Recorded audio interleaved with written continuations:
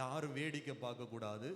உங்கள் தேவையை ஆண்டுடைய சமூகத்தில் சொல்லுகிற நேரம் இது. உங்களுடைய ஜப நேரம். உங்களுடைய பிள்ளைகளுக்காக, உங்கள் குடும்பத்திற்காக, உங்கள் வாழ்க்கைக்காக, உங்கள் எதிர்காலத்தின் ஆசீர்வாதத்திற்காக நீங்கள் கர்த்தரிடத்தில் ஜெபிக்கிற நேரம். எல்லாரும் இணைந்து நம்ம ஜெபிக்க ஆரம்பிக்க போகிறோம். இங்கே இருக்கிற யாரும் நீங்கள் மௌனமாக இருக்கக்கூடாது. எல்லாரும் சத்தத்தை உயர்த்தி, கர்த்தாவே நாங்கள் உம்மை நோக்கி பார்க்கிறோம். ஜெபம் பண்ணுங்க பார்க்கலாம். வாலிப தம்பிமார், வாலிப தங்கச்சிமார், பெரியவங்க, பிள்ளைங்க, ஆமேன், சகோதரர்கள், சகோதரிகள், எல்லாரும் கர்த்தரை நோக்கி பார்க்கலாம். கர்த்தர் கர்த்தர் கர்த்தர் இந்த இடத்துல உலாவுகிறார்.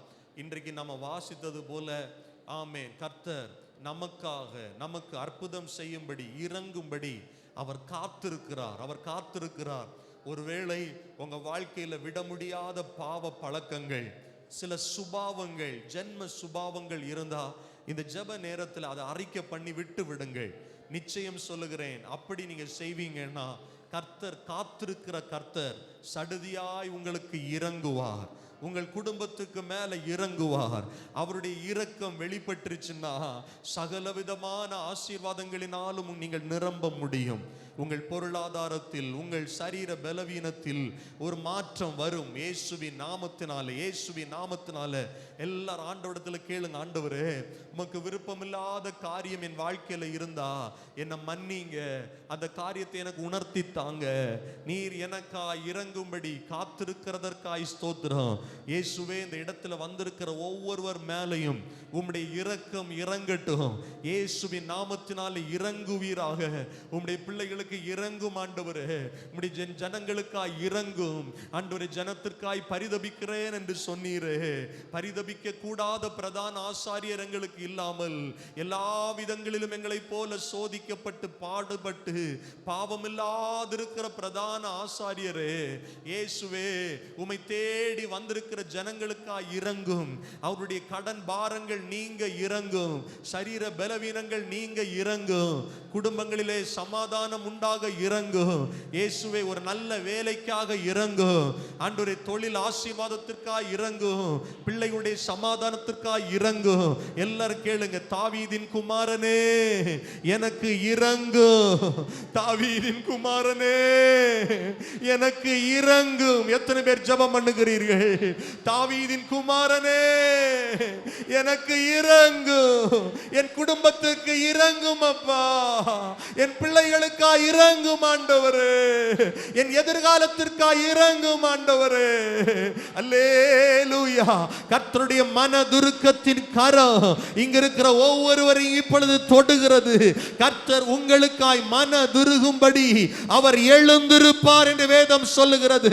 என் ஜனத்திற்காய், என் பிள்ளைகளுக்காய் நான் மனதுருகும்படி எழுந்திருப்பேன் என்று கர்த்தர் வாக்கு கொடுக்கிறார். நல்ல கையை தட்டி மனதார இந்த ஜெப வேளையில ஜெபம் பண்ணுங்க பார்க்கலாம். ஆவியில நிறைந்து ஜெபம் பண்ணுங்கள். விசுவாசத்தோடு ஜெபம் பண்ணுங்கள். ஹல்லேலூயா, ஹல்லேலூயா. கர்த்தருடைய மனதுருக்கத்தின் பார்வை, கர்த்தருடைய மனதுருக்கத்தின் ஆமென் கரம் இந்த இடத்தில் வெளிப்படுகிறதற்காக கைகளை தட்டி ஜெபம் பண்ணுங்கள். கைகளை தட்டி ஜெபம் பண்ணுங்கள். இயேசு உங்களுக்கு நீதி செய்கிற தேவன். உங்கள் குடும்பத்தில் உங்களுக்காய் நீதி செய்வார். நீங்கள் வேலை பார்க்கிற இடத்தில் உங்களுக்காய் நீதி செய்வார். நீங்கள் தொழில் செய்கிற இடத்தில் உங்களுக்காய் கர்த்தர் நீதி செய்வார். உங்களுக்கு வர வேண்டிய நன்மைகளை எந்த சத்துருவும் பறித்துக் கொள்ள முடியாது. கர்த்தர் நமக்கு நீதி செய்கிற தேவன். ஆமென், ஆமென், ஆமென். குடும்பங்களில் இருக்கிறவர்கள் உங்களுக்கு அநீதி இழைக்கிறார்களா? கர்த்தர் உங்களுக்காய் நீதி செய்கிற தேவன். ஹல்லேலூயா, ஹல்லேலூயா. உம்முடைய நல்ல நாமம் மாத்திரம் எங்கள் நடுவிலே மகிமை அடையட்டும் ஆண்டவரே. ஹல்லேலூயா. கர்த்தருக்கு காத்திருக்கிறவர்கள் பாக்கியவான்கள் என்று சொல்லப்பட்டிருக்கிறது.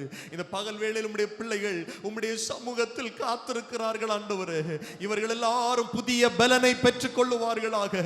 கழுகுகளைப் போல செட்டைகளை அடித்து உயரே எழும்பத்தக்கதாய் உம்முடைய பிள்ளைகளுடைய வாழ்க்கையில் ஆச்சரியமான நன்மைகளை கொடுங்க ஆண்டவரே. குறிப்பாக குறிப்பிட்ட அந்த கடன் பாரம் விலகட்டும். அவமானப்பட்டு விடுவேனோ, நெருக்கப்பட்டு விடுவேனோ, என்னால் இந்த கடனை அடைக்க முடியாதோ, நம்பினவர்கள் என்னை கைவிட்டு விடுவார்களோ என்று ஏக்கத்தோடு வந்திருக்கிற நம்முடைய பிள்ளைகளுடைய வாழ்க்கையில இந்த வாரத்தில் ஒரு அற்புதம் நடக்கட்டும் இயேசுவின் நாமத்தினாலே. ஆமென். அல்லேலூயா. சரீர பலவீனங்களோடு வந்தவர்கள் பரிபூர்ணமான விடுதலையோடு செல்லத்தக்கதாய் என் தேவன் அற்புதங்களை செய்ய வேண்டும் என்று சொல்லி ஜெபிக்கிறோம். நம்முடைய அன்பின் கரங்களில் ஒவ்வொருவரையும் ஒப்பு கொடுக்கிறோம். தொடர்ந்து கர்த்தர் எங்களோடு பேசும் இயேசுவின் நாமத்தில் ஜெபிக்கிறோம் நல்ல பிதாவே. ஆமென், ஆமென். நம்ம எல்லாரும் அப்படி எழுந்து நிற்கலாம். ஒரு விசை எழுந்து ஆண்டவருடைய நாமத்தை மகிமைப்படுத்தி கர்த்தருடைய வார்த்தைகளை கேட்க போகிறோம். ஹல்லேலூயா.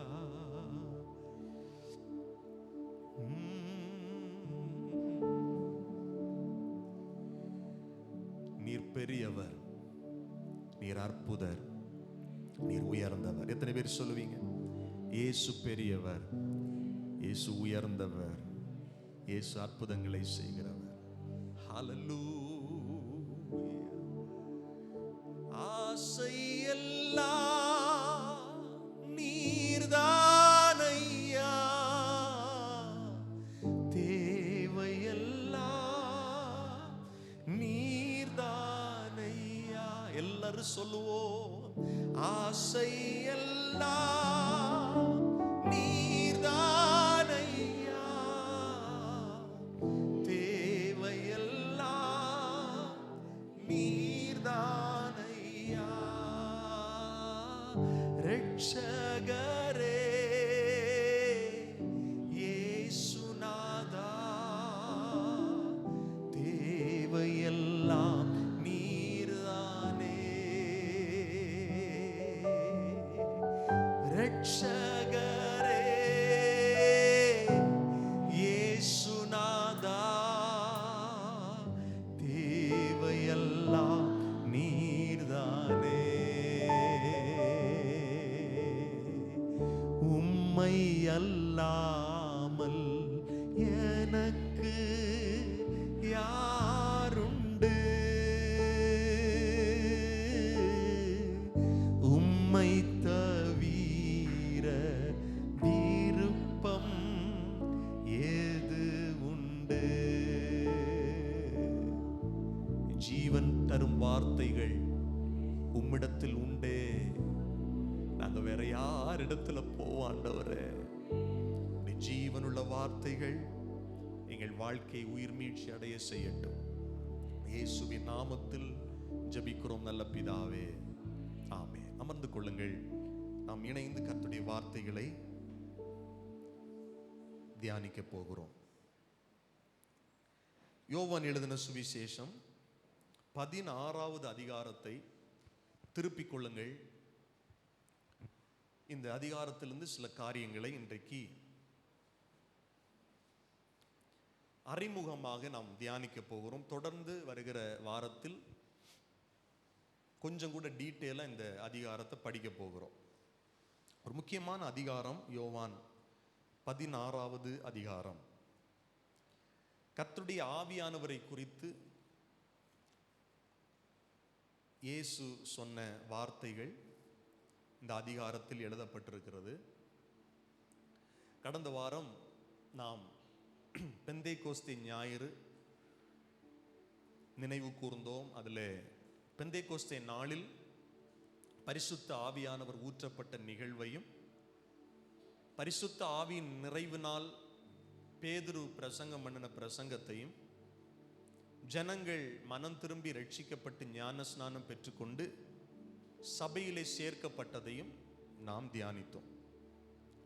அப்போ பெந்தேகோஸ்தே நாள்தான் 2000 வருடங்களுக்கு முன்பாக, குறிப்பாக அப்போஸ்தலர் 2வது அதிகாரத்தில் சொல்லப்பட்ட அந்த நாள்தான் சபை உருவானது. சபை உருவான நாள் பெந்தேகோஸ்தே நாள். கர்த்தருடைய ஆவியானவர் ஊற்றப்பட்ட நாள் சபை உருவான நாள். யோவேல் தீர்க்கதரிசியின் மூலமாக வாக்கு பண்ணப்பட்ட பரிசுத்த ஆவியானவர் மாம்சமான யாவர் மேலும் ஊற்றப்பட்ட நாள் தான் சபை உருவான நாள். இன்றைக்கு அநேக சபைகளில் இந்த பரிசுத்த ஆவியானவரை குறித்த தெளிவான சிந்தையும் அறிவும் இல்லாததுனால ஜனங்கள் கிறிஸ்தவ வாழ்க்கையில் வெற்றியுள்ள வாழ்க்கை வாழ முடியவில்லை. நிறைய சபைகளில் பரிசுத்த ஆவியானவரை குறித்து தவறான போதனைகள் போதிக்கப்படுகிறது.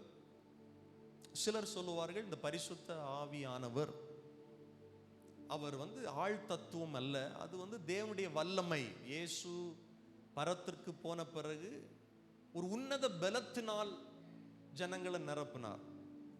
இன்னொரு தவறான கருத்து என்ன இருக்குன்னா, ஒரு மனுஷனுக்குள்ள பரிசுத்த ஆவியானவர் இருக்கிறார் அப்படிங்கிறதுனா அவங்க அந்நிய பாஷை பேசணும், அவங்க தீர்க்க தரிசனம் சொல்லணும், அவங்க நல்ல கை தட்டணும், எல்லாரை விட ஸ்பீடா பாட்டு பாடணும், நல்ல குதிக்கணும். இவங்க தான் என்னவா இருக்கிறாங்கன்னா பரிசுத்த ஆவியினால நிரப்பப்பட்டிருக்கிறாங்க அப்படிங்கிறத சிலர் அதை ஃபோர்ஸ் பண்ணுறாங்க. சிலர் பேசணும்னு ஃபோர்ஸ் பண்ணுறாங்க, சிலர் நல்ல கையை தட்டணும் ஃபோர்ஸ் பண்ணுறாங்க. அப்போதான் அதுதான் பரிசுத்த ஆவியின் வல்லமை அப்படின்னு நிறைய இடங்களில் போதிக்கப்படுகிறது. நல்ல கவனிங்க, பிதா, குமாரன், பரிசுத்த ஆவியானவர் திரியேக தெய்வம். இன்னைக்கு சில சபைகள் இயேசுவை மறுதலிக்கிறது. சில சபைகள்னு சொல்லுவதை விட துர்போதனையாளர்கள். சிலர் பரிசுத்த ஆவியானவரை மறுதலிக்கிறார்கள், சிலர் பிதாவை மறுதலிக்கிறார்கள். இப்போ இயேசு வாழ்ந்த காலத்துல பிதாவுடைய ரோல் இல்லை, அதோட இயேசு இந்த பூமிக்கு வந்த உடனே பிதாவுடைய இது முடிஞ்சிருச்சு. இயேசு பரத்துக்கு போனதை விட இயேசுவோட வேலை முடிஞ்சிருச்சு, அடுத்த பரிசுத்த ஆவியானவர் தான் அப்படின்னு நினைக்கிறாங்க. கவனிங்க, சபையின் அடிப்படை உபதேசம், வேதத்தின் அடிப்படை உபதேசம், நம்ம ஆராதிக்கிற தேவன் யார் என்ற தெளிவான உபதேசத்துல தேவனுடைய பிள்ளைகள் தெளிவா இருக்கணும். பிதா அவர் எப்போதும் இருக்கிறார், எல்லா காலத்திலும் இருக்கிறார். இயேசு அவர், பைபிள் சொல்லுகிற இயேசுவை குறித்து அவர் நேற்றும் இன்றும் என்றும் மாறாதவர். பரிசுத்த ஆவியானவர் அவரும் எப்போதும் இருக்கிறார். இந்த திரியேக தெய்வம் இல்லாத காலமே இந்த உலகத்துல இல்லை. அப்போ இது இவருக்கு காலம், இது அவருக்கு காலம் அப்படின்னு யாராவது சொல்ல வந்தாங்கன்னா அவர்களை ஏற்றுக்கொள்ள கூடாது.